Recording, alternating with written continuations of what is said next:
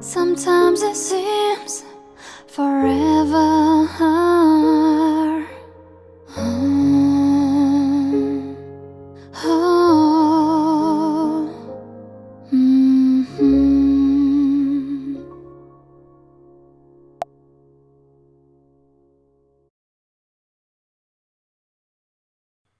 Okay, welcome.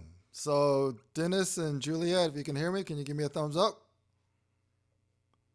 All right, Dennis can hear me. Juliet, can you hear me? Can you give me a thumbs up? Yeah, just give me a thumbs up. So we had daylight savings time in the U.S. There are 5 people who actually paid to be at this event. So I don't know if we should wait for them or not. So basically, the way this event works is everybody who pays to attend the event or everybody who's purchased the book and has been invited to the event gets access to all 10 of the events, gets access to all 10 of the workbooks that are going to accompany each session, and we'll have a page that's dedicated that will have all the replay videos. So some people have RSVP'd and they said, will there be a replay video? Yes, you guys should all have access to that page. So I'm going to go ahead and get started, and we'll just let people in as they join. So this event is going to be recorded, so this is a disclaimer. It will only be posted in the page of the people who RSVP. So if you don't want to be recorded, you can always change your name and also not share your screen so nobody can see who you are. All right. Now, today we are going to speak Chinese. Okay. 今天我们要说中文. Actually, we're going to speak a little bit of Chinese and a little bit of English, but the purpose is to use Chinese to better understand the Chinese cultural context of how Chinese people communicate and how they think in different situations. All right? So the series of meetups, so if you go on to the meetup group, you'll see that all 10 events have been announced. It's going to be a bi-weekly meeting. Basically, every other week, we're going to present another concept. So today's introduction meeting, we'll do a little bit more introduction of me and kind of what we're trying to do and what my book is all about. But future meetups will focus primarily on the learning, not just of Chinese language, but of Chinese culture and the application of these Chinese cultural concepts. So, we only have 2 people on right now, but that's okay. Both of you are Mandarin speakers, and both of you are 老外.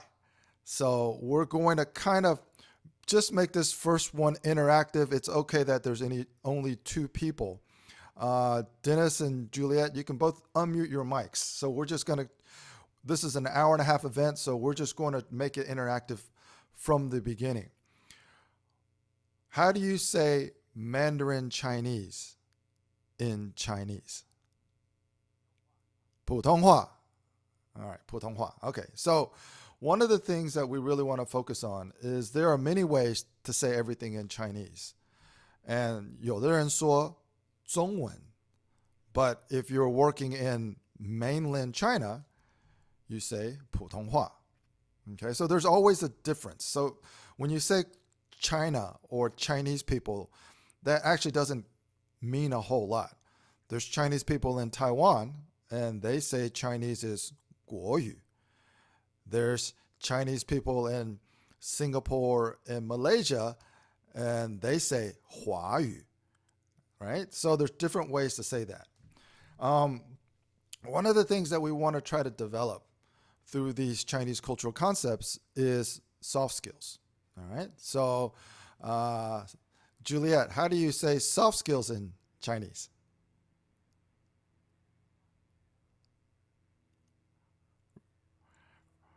Yeah? How about you, Dennis?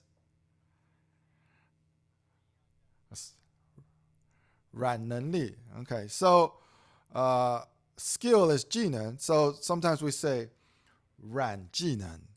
But the point is not how do you translate these words. So in my very English vernacular, I would say I want to try to reveal the soft skills you need to be able to communicate more effectively.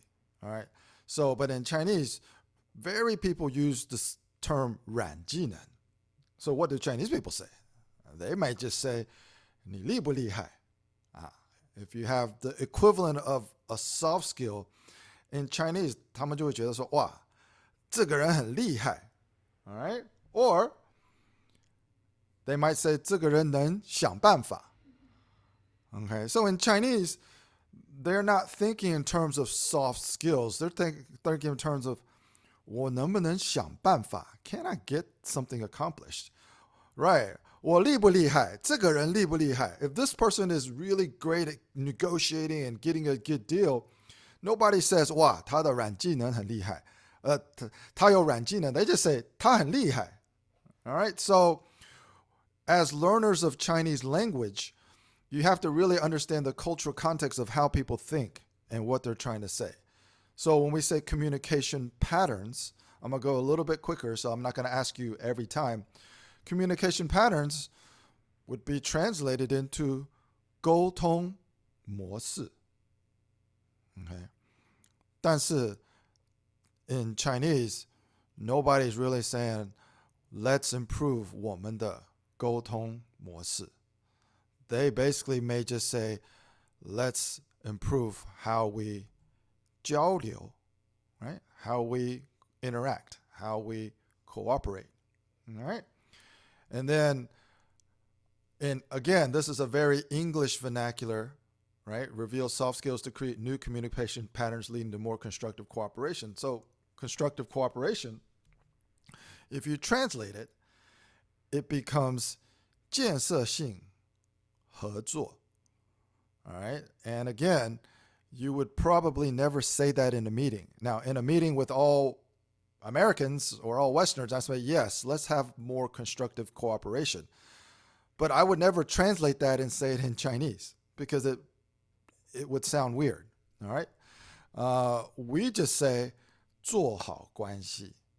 Constructive cooperation in Chinese is 把关系做好. All right? So what I want everybody who's watching the replay or live on this event to really understand is we think in English. My statement on the screen makes a lot of sense. But when I try to say something similar in a meeting or negotiations with my Chinese counterparts, I cannot just translate what I intended to say in English because it won't have the same effect. All right, so today's agenda is going to be a little bit of an introduction since this is session 1. And by the way, all of you who have RSVP'd or are on the personal invite list have access to all 10 events. And there will be a workbook that you can download for free attached to all 10 events. So I really want to try to get more conversations and more engagement going as we go through. We're going to go through the Chinese concept review. I don't know if you guys have started reading the book, but there are thought questions and empathy exercises at the end of each chapter.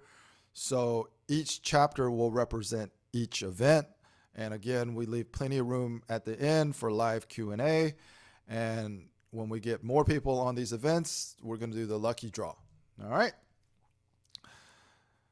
So Dennis has seen me live, but when we encounter this situation, 那不是我的意思.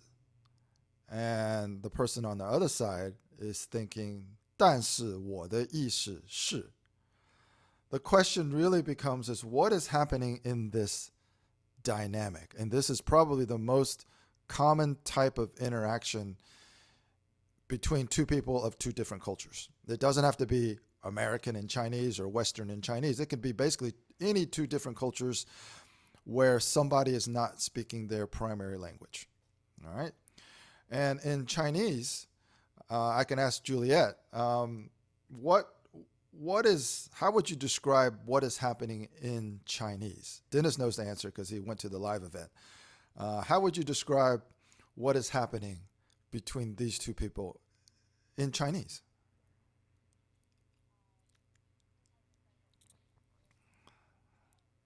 Having difficulty understanding each other. And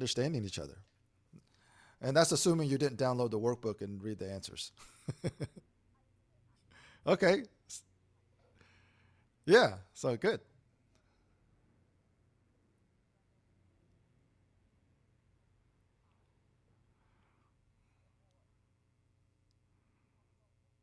Yeah. Yeah, so 沟通不好，有一种误会. So again, that's your Western brain translating how to say what you want to say in Chinese. We're not communicating effectively, and there's some misunderstandings. Right? So perfect. That's how you think.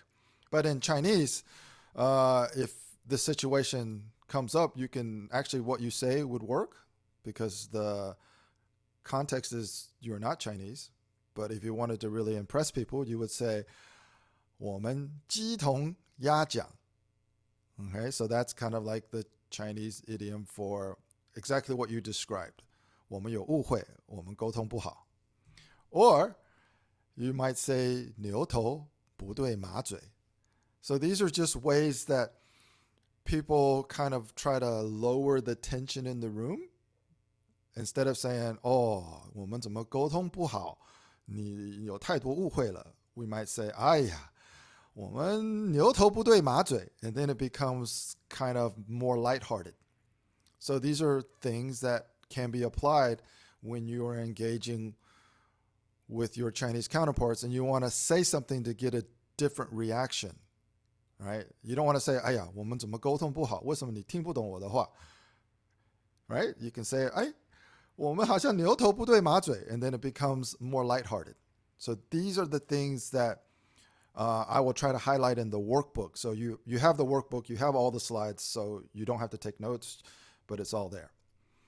All right, so again, I'm going to ask Juliet more of these since she didn't attend the event and she hasn't downloaded the workbook. So 背景, Juliet, what is the meaning of 背景? Exactly. Good. Okay, so since this is an event, there are going to be people who, there are actually like 3 people who paid to come to this event who actually don't know me and have never met me. So they would want to understand a little bit more about my background, which is always important in cross-cultural relationships to better understand each other's background or 背景. Okay, so 我的背景